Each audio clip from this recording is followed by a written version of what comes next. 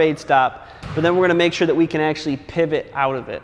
See, right now, if I was driving right to the mats, and I'm using mats for my visual aid and accountability, because obviously while I don't need the mats here to work on this move, because I'm not actually using a training tool right now, it's just basically marking spots on the floor.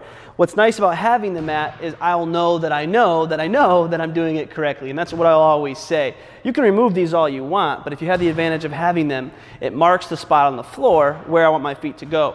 So from you as a viewer standpoint, you can obviously see where my feet are placing each and every time. So if I'm able to get to the circle, for instance, and I do a fade stop, which is my outside foot going away from the basket, now I want to be able to do a step around. So I'm picturing, obviously, somebody encroached my space. They're leaning towards where the ball is or towards the read of my fade. Now I got to be able to do a step around all the way to that mat. Now right now I'm going to aim for the circle. So if I was using both circles, for instance, I'm able to go from this circle with my inside foot to this circle with my outside foot. Now I'm in that extended position where I'm jumping off 2 feet. If I did not have the mats here, a lot of times what players will do is they'll step around too short. If the defender was on their hip, they haven't really encroached or gotten past their space. And so we want to cross the threshold of where our defender would be, which now I know for sure, for certain, that I have. And so that's a fade stop into your actual step around. If you have the ability to use the mat, awesome advantage.